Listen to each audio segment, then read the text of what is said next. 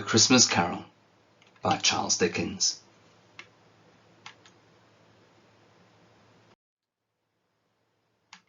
Stave 2. The first of the three spirits.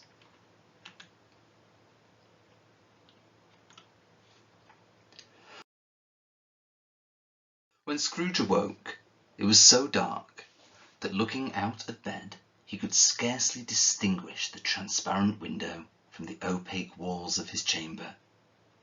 He was endeavouring to pierce the darkness with his ferret eyes when the chimes of a neighbouring church struck the 4 quarters. So he listened for the hour. To his great astonishment, the heavy bell went on from 6 to 7 and from 7 to 8, and regularly up to 12, then stopped. 12. It was past 2 when he went to bed. The clock was wrong. An icicle must have got into the works. 12. He touched the spring of his repeater to correct this most preposterous clock. Its rapid little pulse beat. 12. And stopped. "Why, it isn't possible," said Scrooge, "that I can have slept through an whole day and far into another night. It isn't possible that anything has happened to the sun, and this is 12 noon. The idea being an alarming one, he scrambled out of bed and groped his way to the window. He obliged to rub the frost off with the sleeve of his dressing gown before he could see anything, and could see very little then. All he could make out was that it was still very foggy and extremely cold, and there was no noise of people running to and fro and making a great stir, as there unquestionably would have been if night had beaten off bright day and taken possession of the world. This was a great relief, because 3 days after sight of this first exchange paid to Mr. Ebenezer Scrooge, or his order, and so forth, would have become a mere United States security if there were no days to count by. Scrooge went to bed again, and thought, and thought, and thought it over and over and over, and could make nothing of it. The more he thought, the more perplexed he was, and the more he endeavoured not to think, the more he thought. Marley's ghost bothered him exceedingly. Every time he resolved within himself, after mature inquiry, that it was all a dream, his mind flew back again, like a strong spring released to its first position, and presented the same problem to be worked all through. Was it a dream or not? Scrooge lay in this state until the chimes had gone 3 quarters more, when he remembered, on a sudden, that the ghost had warned him of a visitation when the bell tolled 1. He resolved to lie awake until the hour had passed, and considering that he could no more go to sleep than go to heaven, this was perhaps the wisest resolution in his power. The quarter was so long that he was more than once convinced he must have sunk into a doze unconsciously and missed the clock. At length it broke upon his listening ear. Ding dong. 1/4 past, said Scrooge, counting. Ding dong. 1/2 past, said Scrooge. Ding dong. 1/4 to it, said Scrooge. Ding dong. The hour itself, said Scrooge triumphantly, and nothing else. He spoke before the hour bell sounded, which it now did, with a deep, dull, hollow, melancholy 1. Light flashed up in the room upon the instant, and the curtains of his bed were drawn. The curtains of his bed were drawn aside, I tell you, by a hand.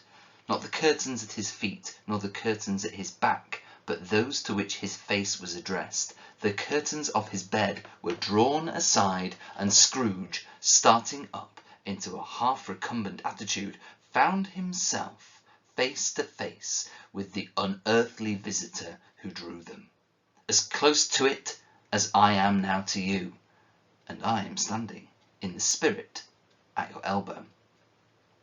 It was a strange figure, like a child, yet not so like a child as like an old man, viewed through some supernatural medium which gave him the appearance of having receded from the view and being diminished to a child's proportions.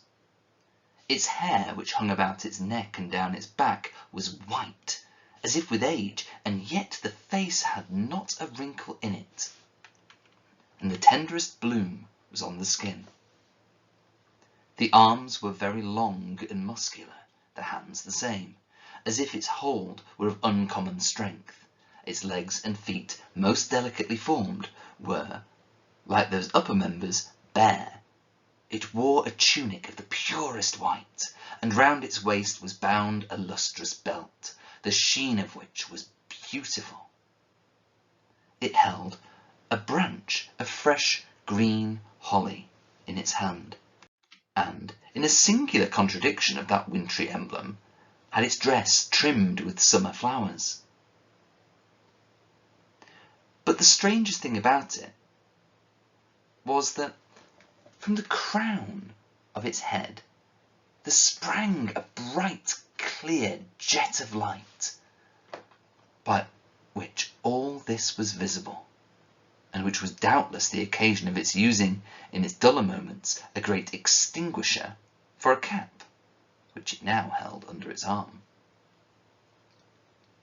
Even this, though, when Scrooge looked at it with increasing steadiness, was not its strangest quality, for as its belt sparkled and glittered now in one part and now in another, and what was light one instant at another time was dark, so that the figure itself fluctuated in its distinctness, being now a thing with one arm, now with one leg, now with 20 legs, now a pair of legs without a head, now a head without a body, of which dissolving parts no outline would be visible in the dense gloom wherein they melted away.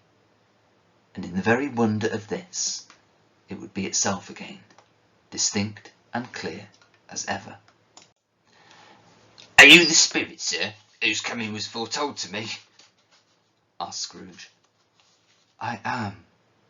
The voice was soft and gentle, singularly low, as if instead of being so close beside him, it were at a distance. "Oh, what are you?" Scrooge demanded. I am the ghost of Christmas past.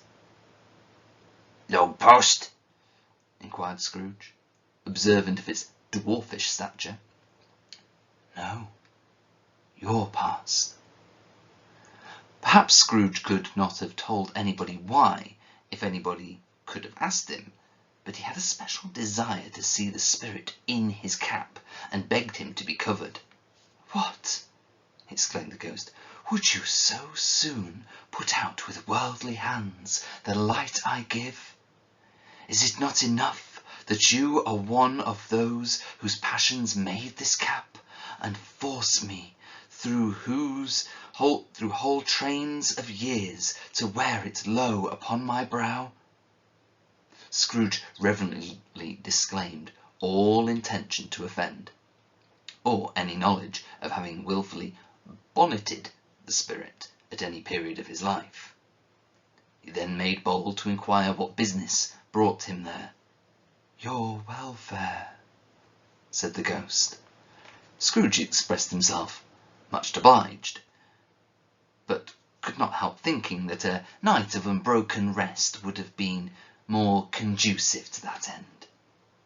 The spirit must have heard him thinking, for it said immediately, Your reclamation, then. Take heed. It put out its strong hand as it spoke, and clasped him gently by the arm. Rise, and walk with me.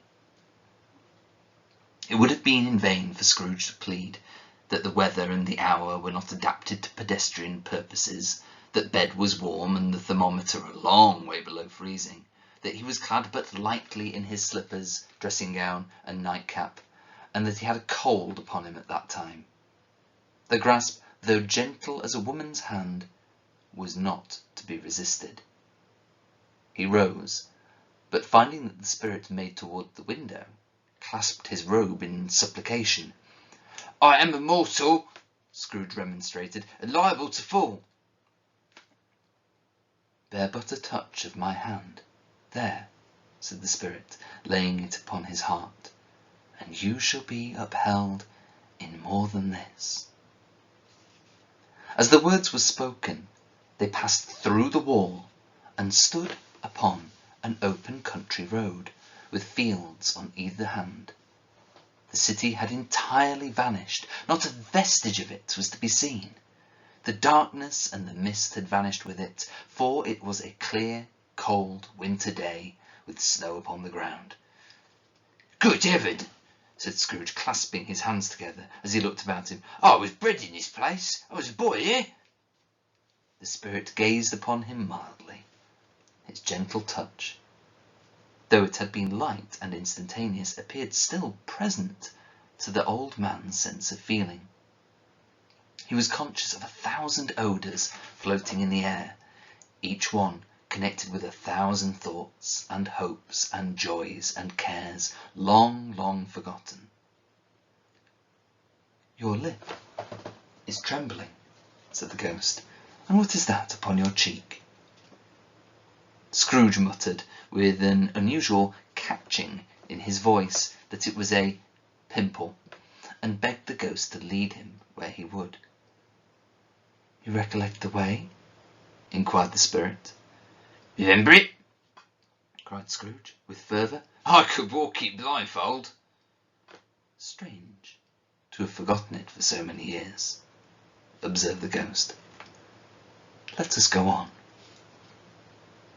They walked along the road, Scrooge recognising every gate and post and tree, until a little market town appeared in the distance, with its bridge, its church, and winding river. Some shaggy ponies now were seen trotting towards them, with boys on their backs, who called to other boys in country gigs and carts driven by farmers. All these boys were in great spirits, and shouted to each other, until the broad fields were so full of merry music that the crisp air laughed to hear it. "These are but shadows of the things that have been," said the ghost. "They have no consciousness of us." The jocund travellers came on, and as they came, Scrooge knew and named them every one. Why was he rejoiced beyond all bounds to see them? Why did his cold eye glisten and his heart leap up as they went past? Why was he filled with gladness when he heard them give each other Merry Christmas as they parted at crossroads and byways for their several homes? What was Merry Christmas to Scrooge? Out upon Merry Christmas! What good had it ever done him? "The school is not quite deserted," said the ghost. "A solitary child, neglected by his friends, is left there still." Scrooge said he knew it, and he sobbed. They left the high road by a well-remembered lane, and soon approached a mansion of dull red brick, with a little weathercock-surmounted cupola on the roof, and a bell hanging in it. It was a large house, but one of broken fortunes, for the spacious offices were little used, their walls were damp and mossy, their windows broken, and their gates decayed. Fowls clucked and strutted in the stables, and the coach-houses and sheds were overrun with grass. Nor was it more retentive of its ancient state within, for entering the dreary hall and glancing through the open doors of many rooms, they found them poorly furnished, cold, and vast. There was an earthy savour in the air, a chilly bareness in the place, which associated itself somehow with too much getting up by candlelight and not too much to eat. They went, the ghost and Scrooge, across the hall to a door at the back of the house.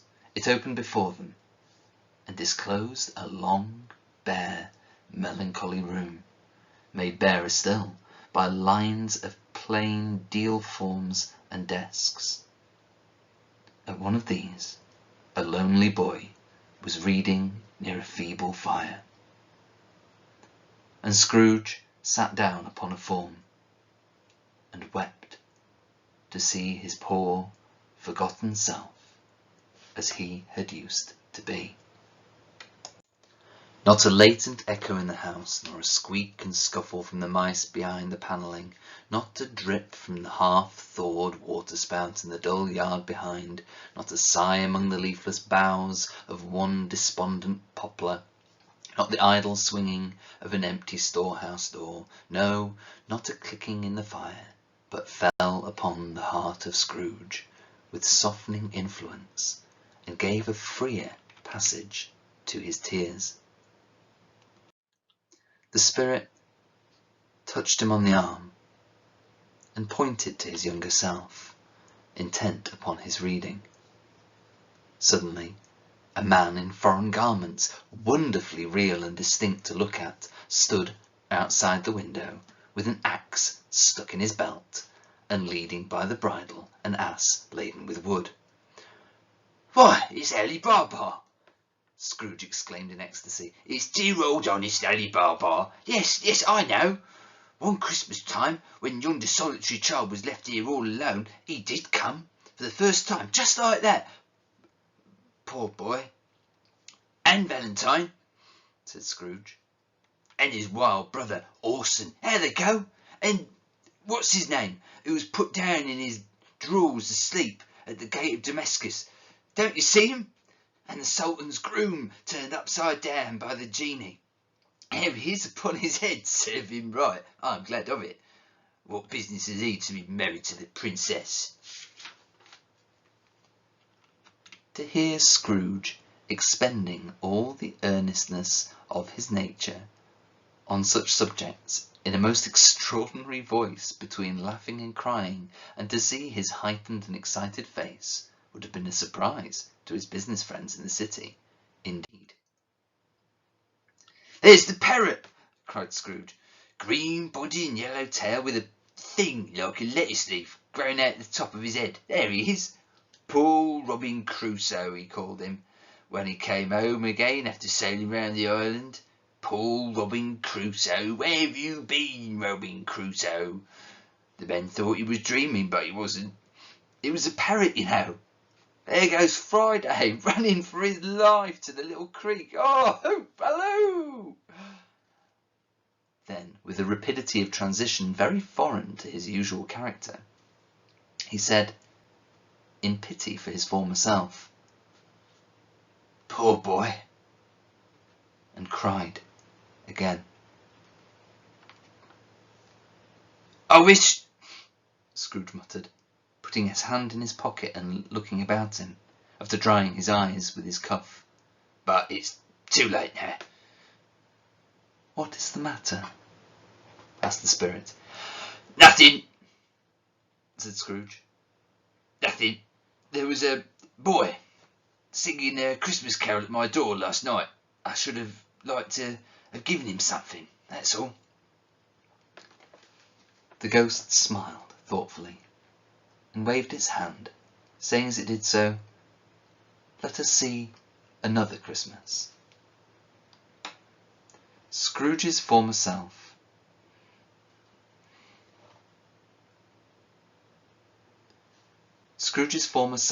grew larger at the words, and the room began a little darker and more dirty. The panels shrank, the windows cracked, fragments of plaster fell out of the ceiling, and the naked lathes were shown instead. But how all this was brought about, Scrooge knew no more than you do. He only knew that it was quite correct, that everything had happened so, that there he was, alone again, when all the other boys had gone home for the jolly holidays. He was not reading now, but walking up and down despairingly. Scrooge looked at the ghost, and with a mournful shaking of his head glanced anxiously towards the door. It opened, and a little girl, much younger than the boy, came darting in, and, putting her arms about his neck and often kissing him, addressed him as her "Dear, dear brother." "I have come to bring you home, dear brother," said the child, clapping her tiny hands and bending down to laugh. "To bring you home, home, home." "Home, little Fan?" returned the boy. "Yes," said the child, brimful of glee. "Home for good and all, home for ever and ever. Father is so much kinder than he used to be, that home's like heaven. He spoke so gently to me the one dear night when I was going to bed, that I was not afraid to ask him once more if you might come home, and he said yes, you should, and sent me in a coach to bring you, and you're to be a man," said the child, opening her eyes, "and are never to come back here. But first we're to be together all the Christmas long, and have the merriest time in all the world." "You're quite a woman, little Fan," exclaimed the boy. She clapped her hands and laughed, and tried to touch his head, but being too little, laughed again, and stood on tiptoe to embrace him. Then she began to drag him in her childish eagerness towards the door, and he, nothing loath to go, accompanied her. A terrible voice in the hall cried, "Bring down Master Scrooge's box there," and in the hall appeared the schoolmaster himself, who glared on Master Scrooge with a ferocious condescension, and threw him into a dreadful state of mind by shaking hands with him. Then he conveyed him and his sister into the veriest old well of a shivering best parlour that ever was seen, where maps upon the wall and the celestial and terrestrial globes in the windows were waxy with cold. Here he produced a decanter of curiously light wine and a block of curiously heavy cake, and administered instalments of those dainties to the young people, at the same time sending out a meagre servant to offer a glass of something to the postboy, who answered that he thanked the gentleman, but if it was the same tap as he tasted before, he would rather not. Master Scrooge's trunk being by this time tied on to the top of the chaise, the children bade the schoolmaster good-bye right willingly, and getting into it, drove gaily down the garden sweep, the quick wheels dashing the hoar-frost and snow from the dark leaves of the evergreens like spray. "Always a delicate creature, whom a breath might have withered," said the ghost, "but she had a large heart." "So she had," cried Scrooge. "You're right. I'll not gainsay it, Spirit. God forbid." "She died a woman," said the ghost, "and had, as I think, children." "One child," Scrooge returned. "True," said the ghost. "Your nephew?" Scrooge seemed uneasy in his mind, and answered briefly, "Yes." Although they had but that moment left the school behind them, they were now in the busy thoroughfares of a city, where shadowy passengers passed and repassed, where shadowy carts and coaches battled for the way, and all the strife and tumult of a real city were. It was made plain enough by the dressing of the shops that here too it was Christmas time again, but it was evening, and the streets were lighted up. The ghost stopped at a certain warehouse door and asked Scrooge if he knew it. "Know it?" said Scrooge. "Why, I was apprenticed here." They went in. A sight of an old gentleman in a Welsh wig, sitting behind such a high desk that if he had been 2 inches taller, he must have knocked his head against the ceiling. Scrooge cried in great amazement, "Why, it's old Fezziwig, bless his heart! It's Fezziwig alive again!" Old Fezziwig laid down his pen and looked up at the clock, which pointed to the hour of 7. He rubbed his hands, adjusted his capacious waistcoat, laughed all over himself from his shoes to his organ of benevolence, and called out in a comfortable, oily, rich, fat, jovial voice, Yo-ho there! Ebenezer! Dick! Scrooge's former self, now grown a young man, came briskly in, accompanied by his fellow prentice. Dick Wilkins, to be sure, said Scrooge to the ghost. Bless me, yes, there he is. He was very much attached to me, was Dick. Poor Dick. Dear, dear.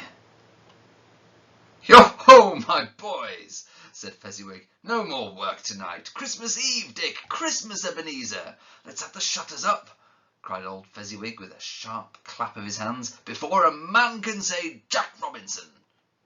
You wouldn't believe how those two fellows went at it. They charged into the street with the shutters, 1, 2, 3, had 'em up in their places, 4, 5, 6, barred 'em and pinned 'em, 7, 8, 9, and came back before you could have got to 12, panting like racehorses.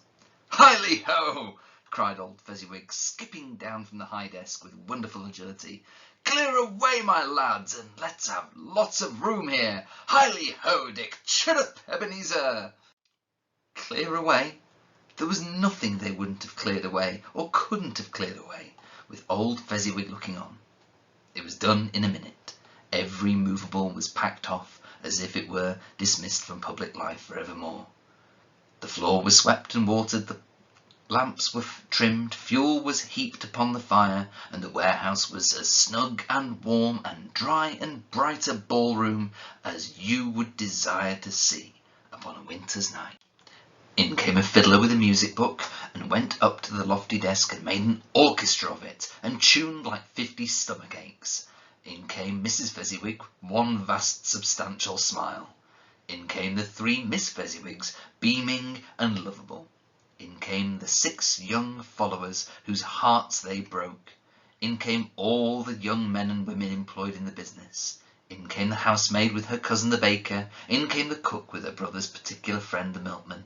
In came the boy from over the way, who was suspected of not having board enough from his master, trying to hide himself behind the girl from next door but one, who was proved to have had her ears pulled by her mistress. In they all came, one after another, some shyly, some boldly, some gracefully, some awkwardly, some pushing, some pulling. In they all came, anyhow and everyhow. Away they all went, 20 couple at a time, hands half round and back again, the other way, down the middle and up again, round and round, in various stages of affectionate grouping. Old top couple always turning up in the wrong place, new top couple starting off again as soon as they got there, all top couples at last, and not a bottom one to help them. When this result was brought about, old Fezziwig, clapping his hands to stop the dance, cried out, "Well done!"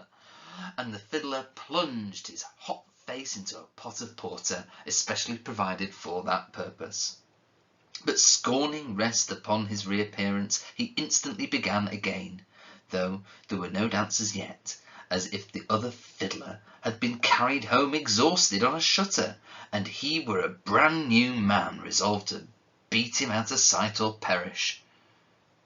There were more dances, and there were forfeits, and more dances, and there was cake, and there was negus, and there was a great piece of cold roast, and there was a piece of cold boiled, and there were mince pies and plenty of beer. But the great effect of the evening came after the roast and boiled, when the fiddler, an artful dog mind, the sort of man who knew his business better than you or I could have told him, struck up Sir Roger de Coverley. Then old Fezziwig stood out to dance with Mrs. Fezziwig. Top couple too, with a good stiff piece of work cut out for them, 3 or 4 and 20 pair of partners, between who were not to be trifled with, people who would dance, and had no notion of walking. But if they had been twice as many, 4 times, old Fezziwig would have been a match for them, and so would Mrs. Fezziwig. As to her, she was worthy to be his partner in every sense of the term. If that's not too high praise, tell me higher, and I'll use it. A positive light appeared to issue from Fezziwig's calves. They shone in every part of the dance like moons. You couldn't have predicted at any given time what would become of them next. And when old Fezziwig and Mrs. Fezziwig had gone all through the dance, advance and retire, both hands to your partner, bow and curtsy, corkscrew, thread the needle, and back again to your place, Fezziwig cut so deftly that he appeared to wink with his legs, and came upon his feet again without a stagger. When the clock struck 11, this domestic ball broke up. Mr. and Mrs. Fezziwig took their stations, one on either side of the door, and, shaking hands with every person individually as he or she went out, wished him or her a Merry Christmas.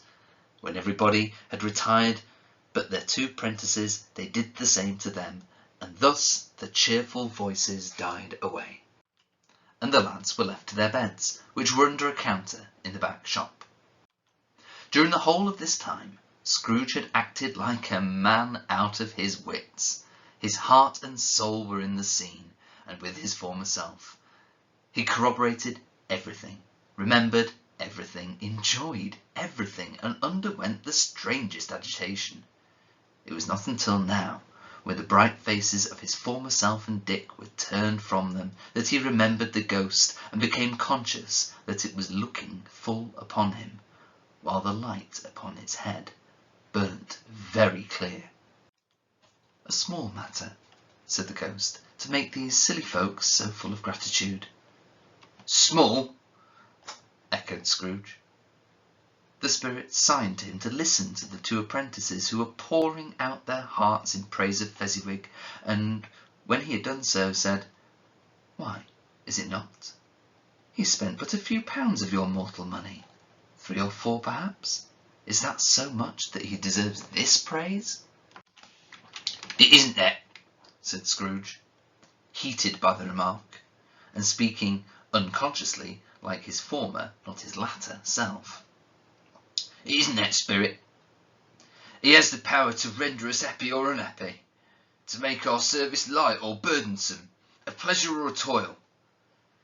Say that his power lies in words and looks, in things so slight and insignificant that it is impossible to add and count them up, and what then? The happiness he gives is quite as great as if it cost a fortune." He felt the spirit's glance and stopped. "What is the matter?" asked the ghost. "Nothing particular," said Scrooge. "Something, I think." The ghost insisted. "No," said Scrooge. "No.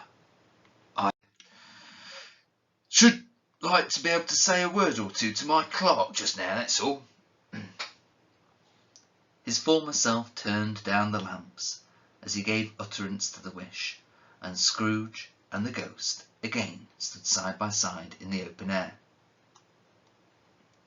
"My time grows short," observed the spirit. "Quick." This was not addressed to Scrooge, or to anyone whom he could see, but it produced an immediate effect. For again Scrooge saw himself. He was older now, a man in the prime of life. His face had not the harsh and rigid lines of later years, but it had begun to wear the signs of care and avarice. There was an eager, greedy, restless motion in the eye which showed the passion that had taken root, and where the shadow of the growing tree would fall.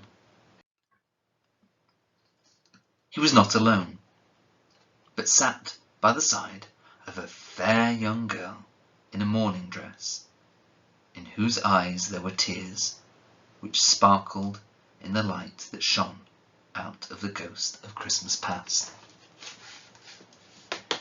"It matters little," she said softly. "To you, very little. Another idol has displaced me, and if it can cheer and comfort you in time to come, as I would have tried to do, I have no just cause to grieve." "What idol has displaced you?" he rejoined. "A golden one." "This is not even-handed dealing of the world," he said. "There is nothing on which it is so hard as poverty, and there is nothing it professes to condemn with such severity as the pursuit of wealth." "You fear the world too much," she answered gently. "All your other hopes have merged into the hope of being beyond the chance of its sordid reproach. I have seen your nobler aspirations fall off one by one until the master passion again engrosses you. Have I not?" "What then?" he retorted. "Even if I have grown so much wiser, what then? I am not changed towards you." She shook her head. "Am I?" "Our contract is an old one. It was made when we were both poor and content to be so. Until in good season we could improve our worldly fortune by our patient industry. You are changed. When it was made, you were another man." "I was a boy," he said impatiently. "Your own feeling tells you that you were not what you are," she returned. "I am. That which promised happiness when we were in one in heart is fraught with misery now that we are two. How often and how keenly have I thought of this, I will not say. It is enough that I have thought of it and can release you." "Have I ever sought release?" "In words, no, never." "In what then?" "In a changed nature, in an altered spirit, in another atmosphere of life, another hope as its great end, in everything that made my love of any worth or value in your sight. If this had never been between us," said the girl, looking mildly, but with steadiness upon him, "tell me, would you seek me out now and try to win me now?" "Oh, no." She seemed to yield to the justice of this supposition, in spite of himself, but he said with a struggle, "You think not?" "I would gladly think otherwise if I could," she answered. "Heaven knows why. I have learned a truth like this. I know how strong and irresistible it must be. But if you were free today, tomorrow, yesterday, can even I believe that you would choose a dowerless girl, you who in your very confidence with her weigh everything by gain, or choosing her, if for a moment you were false enough to your one guiding principle to do so? Do I not know that your repentance would regret surely follow?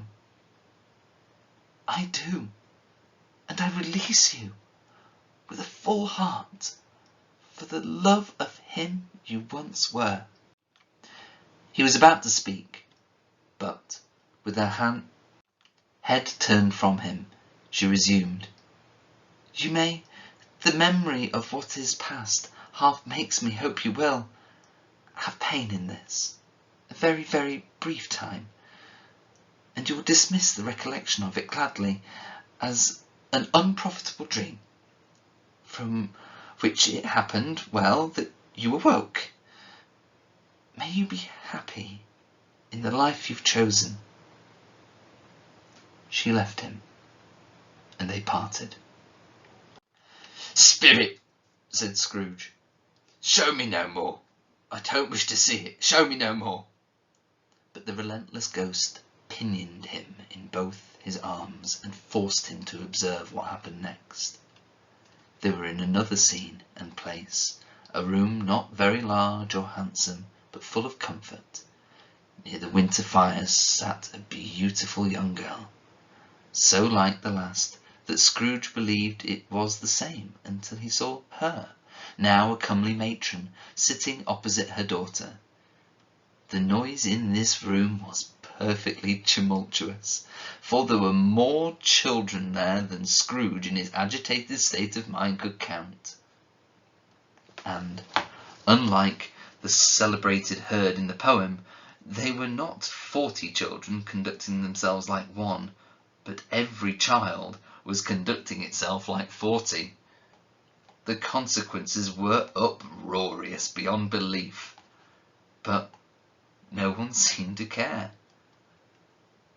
On the contrary, the mother and daughter laughed heartily and enjoyed it very much, and the latter, soon beginning to mingle in the sports, got pillaged by the young brigands most ruthlessly. What would I not have given to be one of them, though I never could have been so rude. No, no. I wouldn't for the wealth of all the world have crushed that braided hair and torn it down, and for the precious little shoe I wouldn't have plucked it off, God bless my soul, to save my life. As to measuring her waist in sport, as they did, bold young brood, I couldn't have done it. I should have expected my arm to have grown round it for a punishment, and never come straight again. And yet I should have dearly liked, I own, to have touched her lips, to have questioned her, that she might have opened them, to have looked upon the lashes of her downcast eyes and never raised a blush, to have let loose waves of hair, an inch of which would be a keepsake beyond price. In short, I should have liked, I do confess, to have had the licence of a child, and yet been man enough to know its value. But now a knocking at the door was heard, and such a rush immediately ensued that she, with laughing face and plundered dress, was borne towards it in the centre of a flushed and boisterous group, just in time to greet the father, who came home attended by a man laden with Christmas toys and presents. Then the shouting and the struggling and the onslaught that was made on the defenceless porter, the sealing him with chairs for ladders to dive into his pockets, despoil him of brown paper parcels, hold on tight by his cravat, hug him round the waist, pommel his back and kick his legs in irrepressible affection. The shouts of wonder and delight with which the development of every package was received, the terrible announcement that the baby had been taken in the act of putting a doll's frying pan into its mouth, and was more than suspected of having swallowed a fictitious turkey glued on a wooden platter, the immense relief of finding this a false alarm, the joy, the gratitude and ecstasy, they are all indescribable alike. It is not that by degrees the children and their emotions got out of the parlour, and one stair at a time, up to the top of the house, where they went to bed, and so subsided. And now Scrooge looked on more attentively than ever, when the master of the house, having his daughter leaning fondly on him, sat down with her and her mother at his own fireside, and when he thought that such another creature, quite as graceful and as full of promise, might have called him father, and been a springtime in the haggard winter of his life, his sight grew very dim indeed. "Belle," said the husband, turning to his wife with a smile, "I saw an old friend of yours this afternoon." "Who was it?" "Guess." "How can I? Don't I know?" she added in the same breath, laughing as he laughed. "Mr. Scrooge. Mr. Scrooge it was. I passed his office window, and, as it was not shut up and he had a candle inside, I could scarcely help seeing him. His partner lies upon the point of death, I hear. And there he sat, alone. Quite alone in the world, I do believe." "Spirit," said Scrooge in a broken voice, "remove me from this place." "I told you these were shadows of things that have been," said the ghost, "that they are what they are. Do not blame me." "Remove me!" Scrooge exclaimed. "I cannot bear it." He turned upon the ghost, and seeing that it looked upon him with a face in which in some strange way, there were fragments of all the faces it had shown him, wrestled with it. "Leave me! Take me back! Haunt me no longer!" In the struggle, if it can be called a struggle, in which the ghost, with no visible resistance on his own part, was undisturbed by any effect of his adversary, Scrooge observed that its light was burning high and bright, and dimly connecting that with its influence over him, he seized the extinguisher cap, and, by a sudden action, pressed it down upon its head. The spirit dropped beneath it, so that the extinguisher covered its whole form, but though Scrooge pressed it down with all his force, he could not hide the light which streamed from under it in an unbroken flood upon the ground. He was conscious of being exhausted and overcome by an irresistible drowsiness, and further, of being in his own bedroom. He gave the cap a parting squeeze, in which his hand relaxed, and had barely time to reel to bed before he sank into a heavy sleep.